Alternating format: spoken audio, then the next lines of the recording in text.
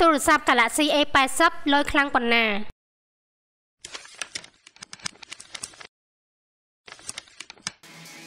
ក្រុមហ៊ុន Samsung មានបំណងនាំយកកាមេរ៉ាបង្វិលត្រឡប់មកកាន់ទូរស័ព្ទដៃវិញហើយទូរស័ព្ទ model ថ្មី Galaxy A80 គឺជាទូរស័ព្ទដៃដែលនឹងបង្ហាញលក្ខណៈសម្បត្តិថ្មីនេះវាជាទូរស័ព្ទដែលមានអេក្រង់ AMOLED កម្រិត 1080x2400 ទំហំ 6.7 អ៊ីងដ៏ធំប៉ុន្តែមុនពេលយើងចូលទៅពិនិត្យស៊ីជម្រៅលើលក្ខណៈពិសេសដទៃទៀតយើងក៏អាចមើលឃើញភ្លាមៗនៅចំណុចដ៏គួរឲ្យទាក់ទាញរបស់ទូរស័ព្ទ model នេះតែលេចឡើងនោះគឺកាមេរ៉ាបង្វិលចំនួន3គ្រាប់ដែលជាបណ្ដុំនៃការថតរូបកម្រិតដំបូងនិងការថតរូប selfie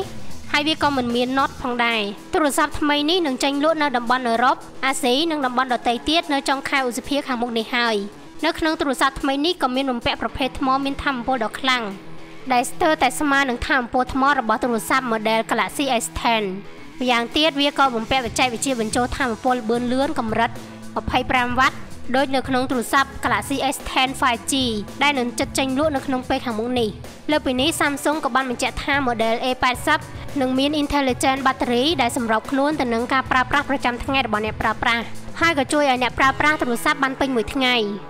ឧទាហរណ៍បើសិនជាអ្នកប្រើប្រាស់កាមេរ៉ា app ហើយបានប្រើប្រាស់វាជាប្រចាំនៅលើការបង្ហោះ Instagram នោះទូរស័ព្ទ A80 របស់អ្នកនឹងសិក្សាអំពីទម្លាប់នេះ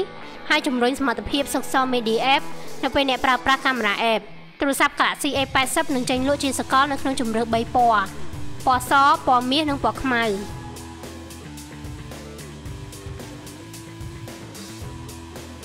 សូមចូលទៅកាន់ Channel YouTube របស់យើងខ្ញុំនិងចុច Subscribe ព្រមទាំងចុចសញ្ញារូបកណ្ដឹងដើម្បីបានទទួលព័ត៌មានថ្មីៗបន្ថែមសូមអរគុណ